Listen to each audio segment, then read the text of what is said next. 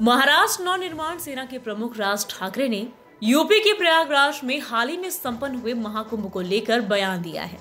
उन्होंने पुणे के पिंपरी चिंचवड में मनसे के 19वें स्थापना दिवस पर कार्यकर्ताओं को संबोधित करते हुए कहा कि वो गंगा के पानी को ना तो छू सकते हैं और ना ही पी सकते हैं, क्योंकि इतने लोगों द्वारा स्नान करने के बाद ये पानी साफ नहीं हो सकता है। ठाकरे ने कहा, मैं उस गंगा के गंदे पानी को भी नहीं छू सकता हूँ जहाँ करोड़ों लोग स्नान कर चुके हैं। उन्होंने सवाल उठाया कि अगर लोग अपने पापों का प्रायश्चित करने के लिए प्रयागराज गंगा में स्नान करने गए तो क्या वे सच में अपने पापों से मुक्त हो सकते हैं? वाराणसी से लोकसभा का चुनाव लगातार 2 बार जीतने वाले देश के प्रधानमंत्री नरेंद्र मोदी और गृह मंत्री अमित शाह ने महाकुंभ में डुबकी लगाई। प्रधानमंत्री गंगा को अपनी मां का दर्जा दे चुके हैं। राज ठाकरे ने प्रधानमंत्री की मां का अपमान किया है। राज ठाकरे के इस बयान को 24 घंटे बीत चुके हैं, लेकिन भाजपा, आरएसएस अथवा किसी सनातनी ने विरोध नहीं जताया है। अगर यही बात कांग्रेस या समाजवादी पार्टी के किसी नेता ने मां गंगा के बारे में ऐसा अपमानजनक बयान दिया होता तो उसे धर्म विरोधी, सनातनी विरोधी, राष्ट्रद्रोही घोषित कर चुके होते। ये बयान पिंपरी चिंचवड शहर में राज ठाकरे ने 9 मार्च को दिया था। शहर में भाजपा के 4 विधायक और एक सहयोगी गठबंधन के विधायक, एक सांसद हैं। अभी तक इन भगवाधारी नेताओं की ओर से कोई प्रतिक्रिया नहीं आई है। विश्व श्री राम सेना सामाजिक संगठन के राष्ट्रीय अध्यक्ष डॉक्टर लाल बाबू गुप्ता ने घोर विरोध जताते हुए कहा कि राज ठाकरे ने करोड़ों साधुओं, संतों, शंकराचार्यों, सनातनियों और हिंदुओं की आस्था को ठेस पहुंचाने और मजाक उड़ाने का घिनौना काम किया है। मां गंगा हमारे लिए केवल एक नदी नहीं, आस्था का विषय है। राज ठाकरे को करोड़ों सनातनियों, हिंदुओं और साधु संतों से सार्वजनिक माफी मांगनी चाहिए।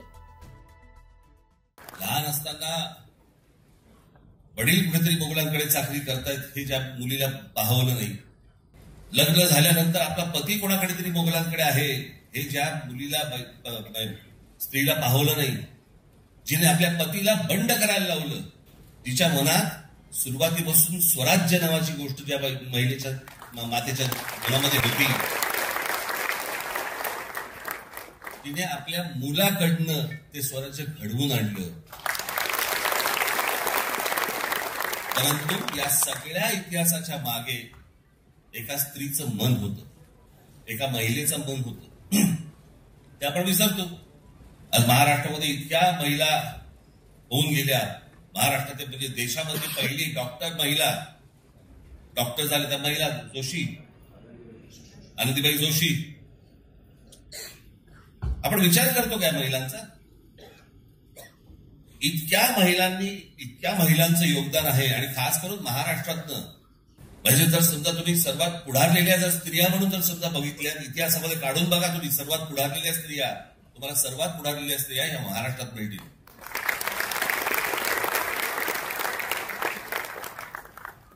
नुसत्या कसल्या शुभेच्छा देतोय आपण? त्यातनं आपण काही घेणार आहोत का? आपण काही त्यातनं विचार करणार आहोत का? आज पक्षाला 19 वर्ष पूर्ण झाली। ते 19 वर्ष आपली कशी गेली, काय गेली? आज असंख्य पक्षांना, मी जे बोलतोय त्याला दुष्ट न लागू, पण असंख्य पक्षांना हा प्रश्न पडलेला आहे की अरे, यांचे आमदार येऊन गेले, यांची खासदारकीला एवढी मतं मिळाली, नंतर यांना इतके पराभव झाले, खासदारकीला पराभव झाले, आमदारकीला पराभव झाले, तरी या पक्षामधली माणसं सगळी एकत्र कशी काय राहतात?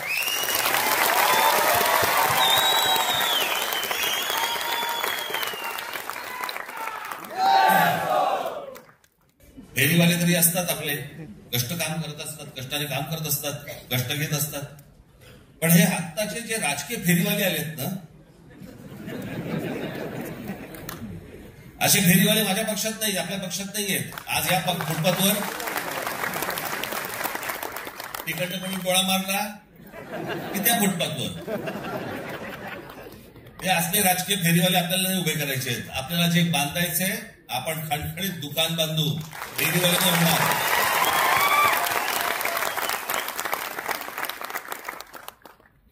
पण या सगळ्या गोष्टींसाठी म्हणून एक पक्ष, संघटना जी सगळ्या ठिकाणी आपली आहेच, पण ती मजबूत करणं जास्ती गरजेचं आहे.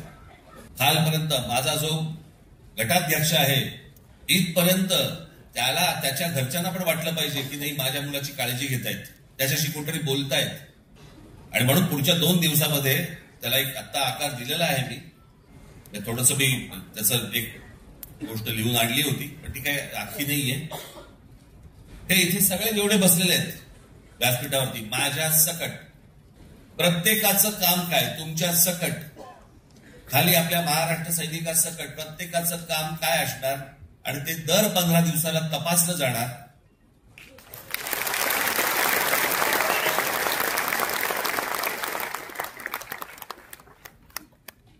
जर महिन्या 1.5 महिन्यामध्ये असं जाणवलं, कारण त्याची यंत्रणाच मी पूर्ण लावतोय वरपासून खालपर्यंत,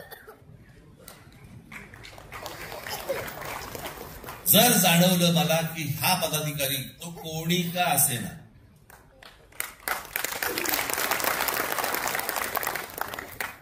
जर मला त्याच्यामध्ये काम चुकारपणा जर समजा दिसला, कळलं का, तर मी त्याला पदावरती ठेवणार नाही. आत्ता सांगून त्याच्यानंतर ज्या फुटपाथवर जायचं असेल तर फुटपाथवर जाऊन बसवलं.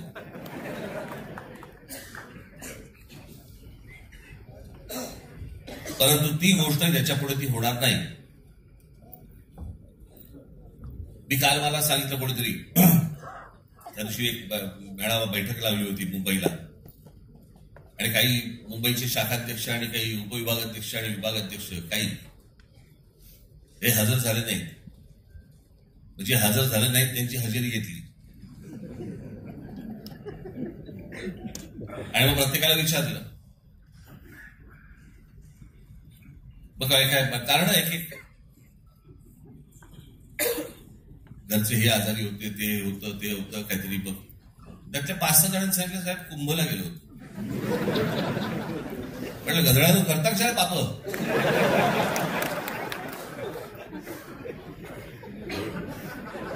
मी हेही विचारलं आल्यावरती आंघोळ केलीच ना. आमचे बाळा रणगाव काही इथे त्या ह्याच्यात घेऊन आले काय, ते छोट्याशा कमंडलमधनं पाणी घेऊन आले, पण लहान म्हणतात मी नाही पिणार.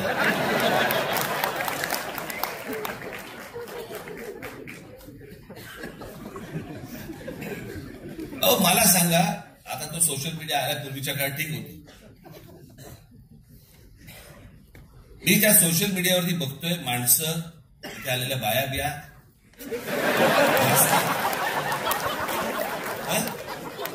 आणि बाळा रणगाव.